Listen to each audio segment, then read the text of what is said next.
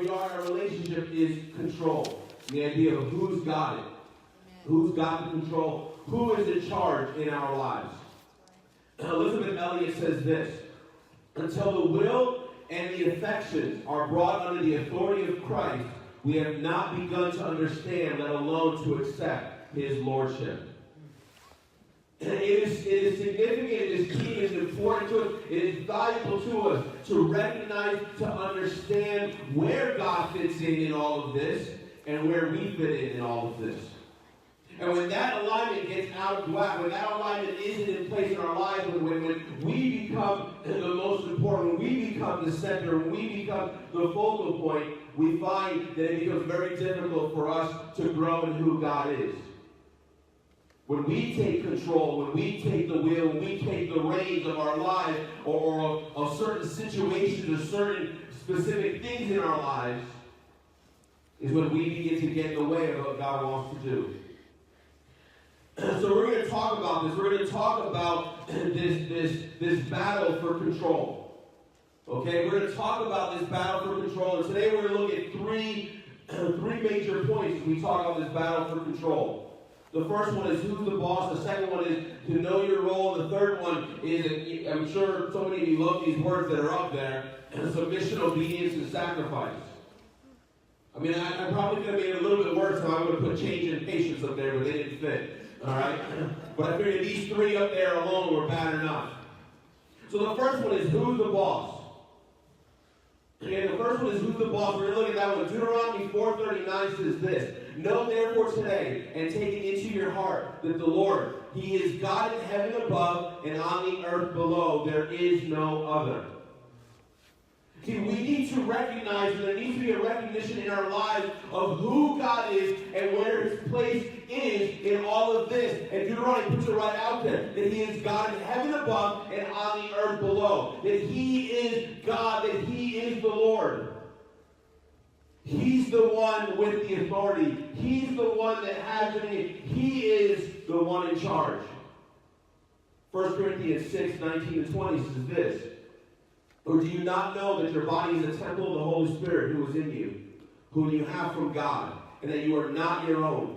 You have been bought with a price. Therefore glorify God in your body. See, when we have a relationship with God, when we have a relationship with him, when we're in communion with God, we have to understand and recognize something. That we are no longer our own.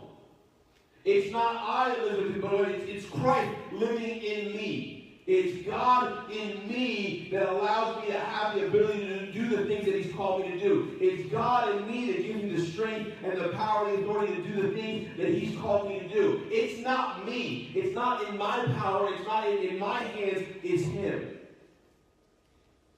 So unfortunately, sometimes we see this in the church world. We see this sometimes in church leadership. Sometimes we see it in people that have the ability to speak or have certain giftings, and we see them on TV, and we see them, having their own, we don't see as much now as in the past, nowadays you can just kind of watch it, and you'll have a whole church service online, and you'll see a whole church service on TV, but, I remember back in the day when you had, the televangelists, and it was just, person after person, they'd get up there and they would preach, and then they'd be sitting at their desk and telling you a story, then they'd show a clip of their message, and then they'd tell you a story again, and then it was, send us this much money, and we'll send you a prayer cloth that we prayed over, or send us this much money, we've got little vials of water from the Jordan, and we'll send it to you, and for a while, the church got caught up in this, and these guys made some serious money doing this.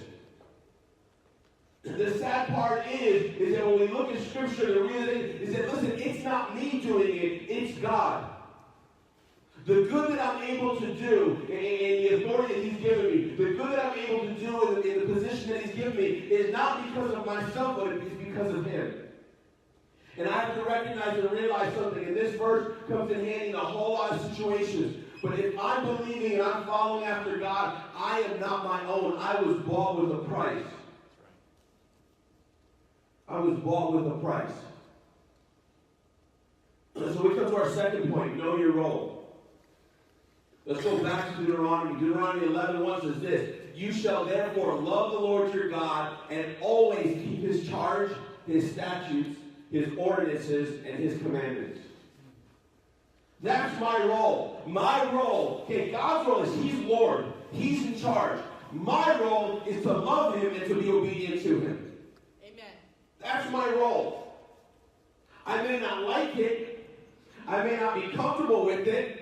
I may really not like it when it challenges something that I want to do. It challenges something that fits into, well, this is who I want to be, and this is what I want to do with my life.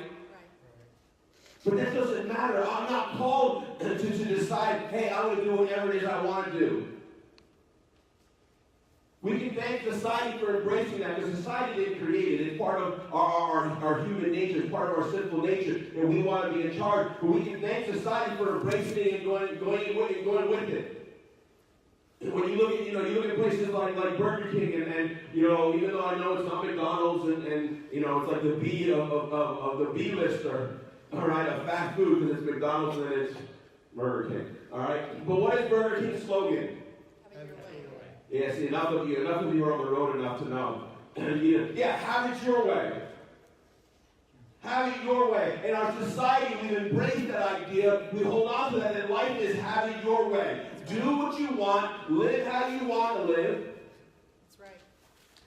For the most part, as long as it doesn't impact someone else.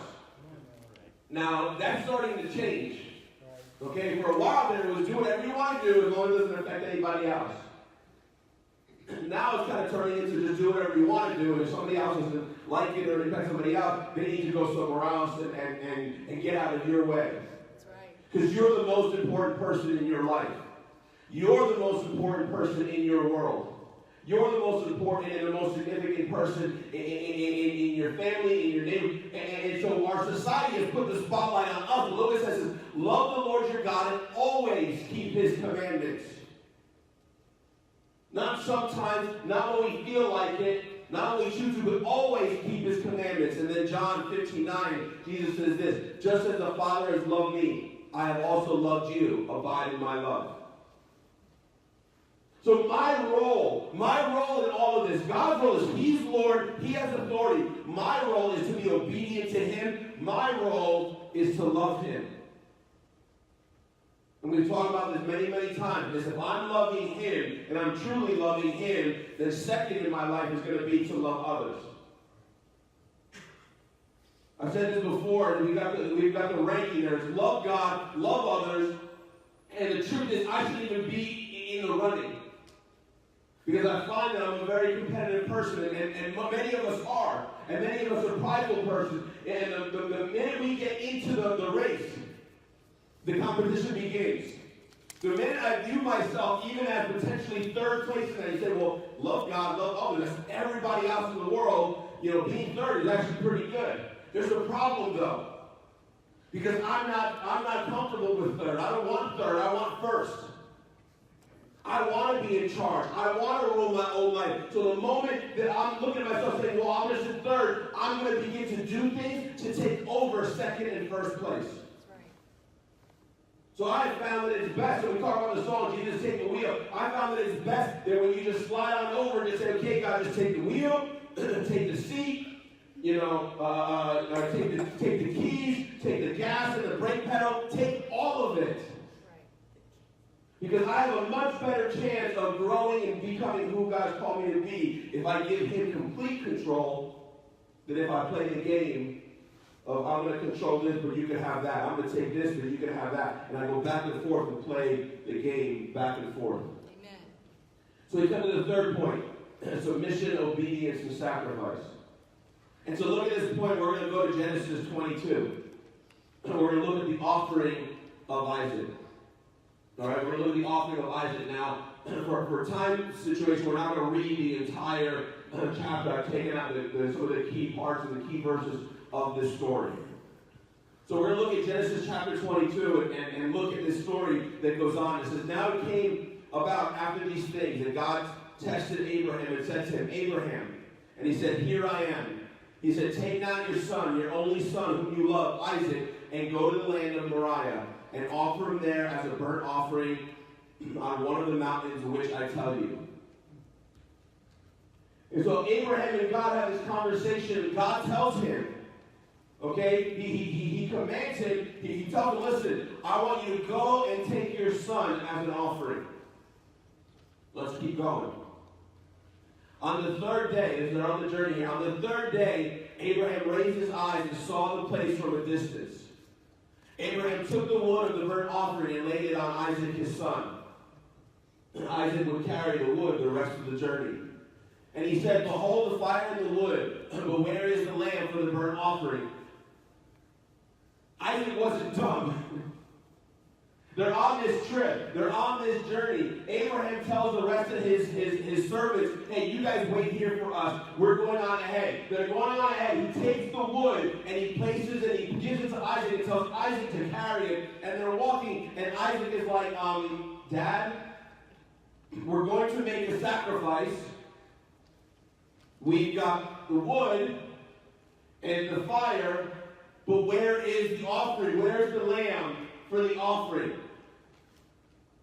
Little did he know the promise or the command that God had given. Little did he know the moment of obedience that was happening, that Abraham was having with God in bringing him. Little did Isaac know that he was carrying the wood for his own sacrifice. Let's keep going. Abraham stretched out his hand and took the knife to slay his son. But the angel of the Lord called to him from heaven and said, Abraham, Abraham. And he said, here I am.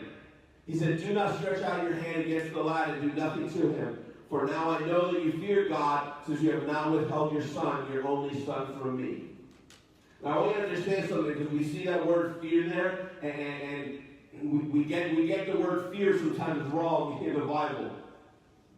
And it's translated to fear, but the better word for it, if you look it up, the better word for fear there is not fear like, ooh, I'm scared. The better word is reverence. Now I know that you revere me.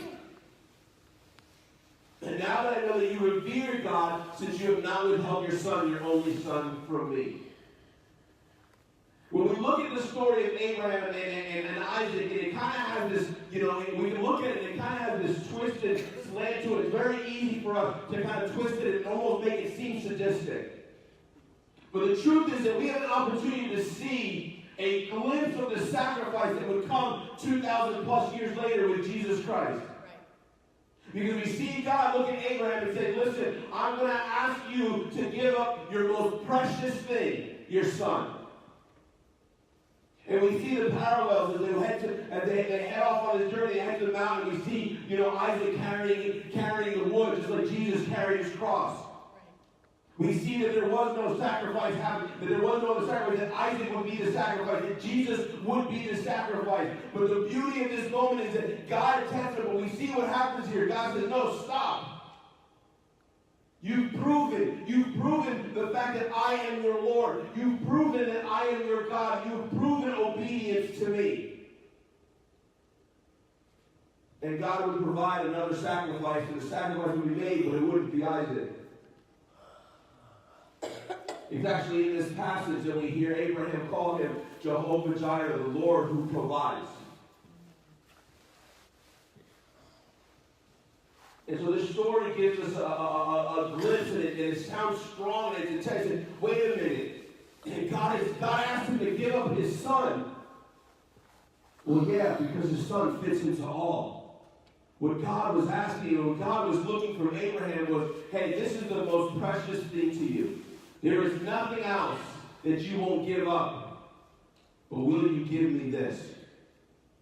So we come back to those 3 points: submission, obedience, and sacrifice. We're looking at submission. Matthew 26:39. We talked about this last week. And he went a little beyond them and fell on his face and prayed, saying, Father, if it is possible, let this cup pass from me. Yet not as I will, but as you will. Psalm 143:10 says this, teach me to do your will, for you are my God. Let your good spirit lead me on level ground. We continue on in 2 John 1:6. And this is love, that we walk according to his commandments. This is the commandment, just as you have heard from the beginning, that you should walk in it.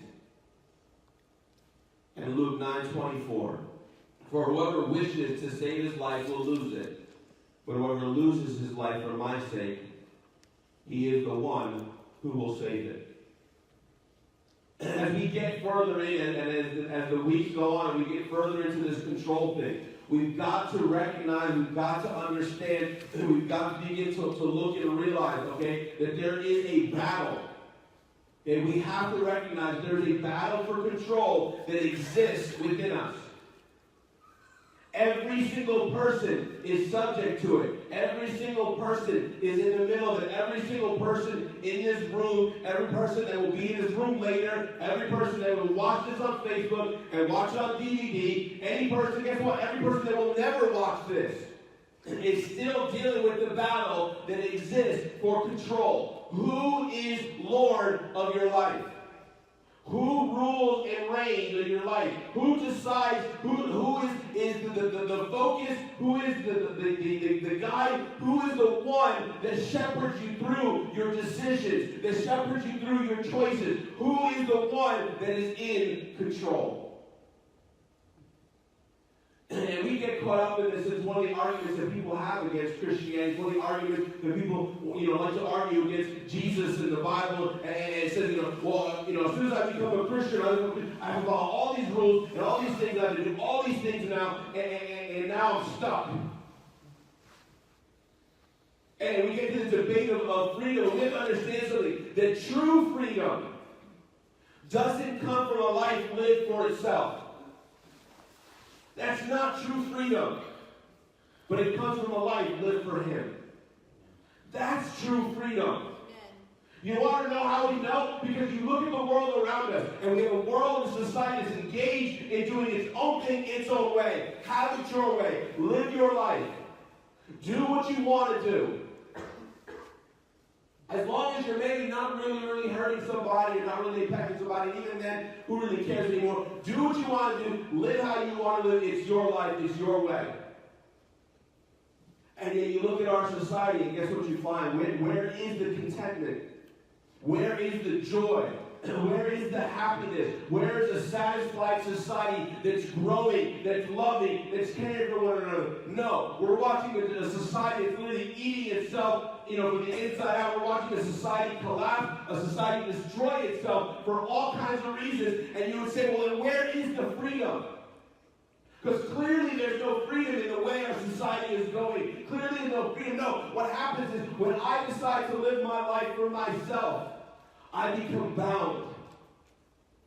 I become bound to sin. When I try to live my life for myself, I become bound to myself, to my own desires, what I want, when I want it. But there is a freedom and a release when I turn and say, God, I believe in you. There's a freedom and release when I turn and say, God, I trust you. There's a freedom and there's a release that comes when I say, you know what? This isn't mine anymore, it's yours. This isn't mine to control. This is yours, God. Do with it what you will. There's a freedom that comes when we turn and give our lives to God. And I don't mean we give our lives to God like the day you said some prayer and said, God, come in my life and believe me. No, there's a freedom that comes when you give your life to Him. Not pieces of it. Not the parts that you want. Not the parts that are easy. Not the parts that aren't a challenge. But when you give all of it to Him. If we're going to continue to grow, if I'm going to continue to grow in my relationship with Him, I have to give Him control. I have to give Him control of 100% of my life. Nowhere does it say that that's easy. Nowhere does it say that it's not going to be difficult. Nowhere in Scripture does it say that when you begin to give God your all, nothing ever bad happens, nothing ever goes wrong. Listen, Jesus gave God His all, and He ended up on the cross. That's right. So nowhere does it say giving your all is not going to hurt. It's going to hurt. It's going to be a challenge. It is going to be difficult, especially when you're surrounded by other people who don't understand. Especially when you're surrounded by other people who won't give God their all. But how amazing Grace Community Church be? How amazing could our community be? Could our state be? How amazing could our nation be if even just a handful of people made a decision, I'm going to give God my all? How much would change? How much could change? How much could be impacted if even just a handful of people in Williams County said, you know what, God, everything that I am is yours. And I'm not holding back. But to give up control, it requires that submission. It requires that obedience. It requires that sacrifice. None of those words are easy words. Submission is not an easy word. It's why we don't like it. When we read it in the Bible, and we don't like it. Obedience is not an easy word. Because obedience means someone tells us what to do and we have to do it. And let's be honest with ourselves, we grew up as children where we lived in homes and environments where we were told everything to do and what we had to do. And there's that popular, there's that popular idea, and however you worded it to your own kids, however it was worded to you, it's like, well, when you're 18, you can make your own decisions. When you're paying the rent or the mortgage, you make your own decisions. When you got kids of your own, you make your own decisions. Now, some of you have heard that said to you. I'm saying none of you have ever said that to your kids, all right? Because we all parent at this level here at Grace, so none of us have ever said that to our kids. But what we've done, and what are we saying is, you know what? Hey, when you go off and you're an adult, now you've got control. But the truth is, you don't. If you're going to develop and grow your relationship with God, you never have the ability to say, I'm going to do whatever I want to do, how I want to do it, when I want to do it. That doesn't exist. I can't turn to Makai and say, hey, listen, when you're 18, you know what, go off and do whatever you want. No, when he turns 13, when he turns 14, when he turns 15, 16, 18, listen, you got to keep being obedient to what God has called you to be. You got to keep seeking after him. For now, your choices and your obedience are subject to me because God has placed an authority over you as your father. But you know what? At some point, that authority will come to an end. Right. But God's authority over you never stops. And so, yes, when you're 18, you can walk out and do whatever it is that you choose to do. But God's authority doesn't cease because you turn 18. And we have to recognize that God's authority over us did not cease because we turned 18. God's authority does not cease because you show up at church. God's authority over you doesn't cease because you go to 1, 2, 3, 4 Bible studies. Like the more I go to, the more in control of my life I am. Not the case at all. God wants all of you. He wants all of it. He wants us to relinquish control. And to let him move and let him impact our lives the way he wants. His plan for us is so far greater than anything that we can understand. But we've got to be willing to give up control. We didn't take communion during the worship time because we're going to end today with taking communion. And we designed it this way and planned it this way intentionally. It wasn't like an accident, we forgot about it. Ooh, we get the list closed, we'll just skip it for now. No, it was intentionally planned this way.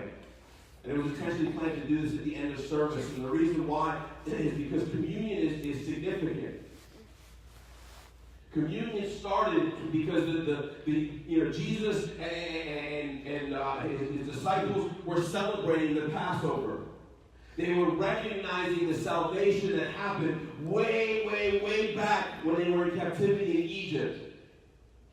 And it was a recognition of the salvation that came through the sacrifice of the Lamb, the salvation that came to their people. And so what Jesus did that day, when he took this cup and he took this bread and he took pieces of this Passover, and he pointed to the significance of what was coming that day.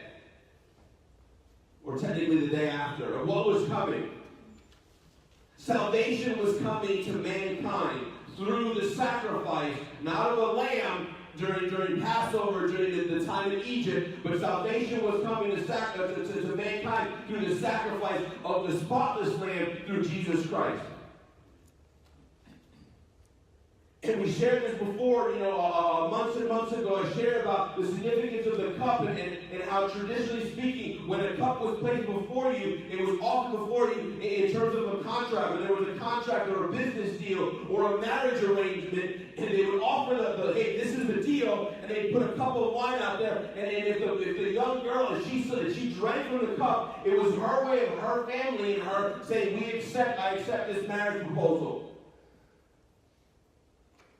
And so when we take communion, it should be a recognition that, God, you are in control. It should be a recognition of me saying, when I come here and I take this bread or I take this cup, it should be a recognition of me saying, God, salvation has come to me through you. It's not myself. I've done nothing to earn it. I've done nothing to deserve it.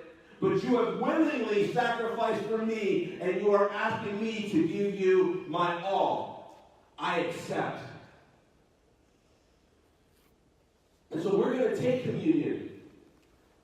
And there's going to be an opportunity for you guys to come up to the table and take communion, take it back to your seat, reflect. And there's a song that's going to play during this time. And my hope and prayer is that you would really, truly reflect.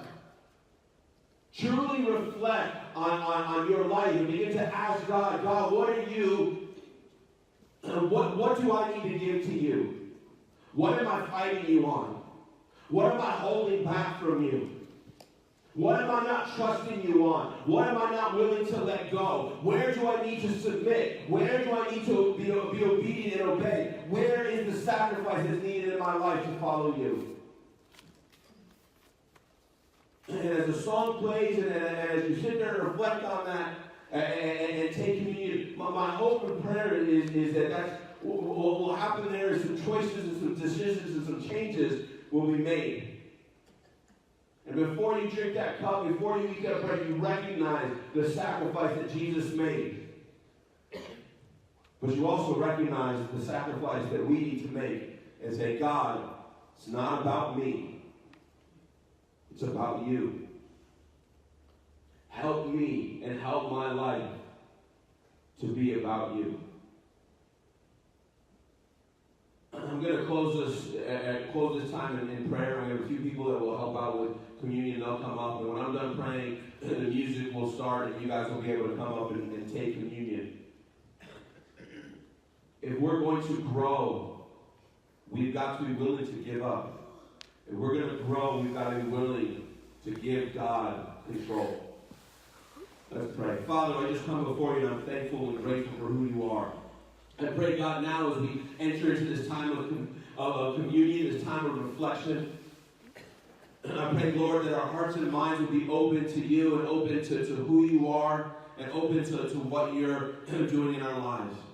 I pray, God, as we reflect and we look, that you would point out specific areas that we need to move past. That you would point out specific areas in our lives that we need to break beyond, specific areas in our lives that we've been holding on to, and that you would just help us to let go of these things, Lord. We pray, God, that we would come to you before we even take this communion, Lord. We would come to you with our arms, our hands open, saying, God, everything we have is yours. You paid the ultimate price and the ultimate sacrifice, and you gave up your son for us. Jesus, you gave up your life for us. And in return, you're asking that we would give you our all. And so today, we make a commitment. Today, we take communion. We take a stand and say, in our lives, God, you will be Lord. In our lives, you will reign. In our lives, you will take control, Lord. And we give you that control because we trust you. We give you that control because we honor you. We give you that control because we're obedient to you. We give you that control because we love you. Thank you for loving us. Thank you for sacrificing yourself for us. Thank you for giving us this opportunity. Help us, God, to give up control. In your name, amen. As the music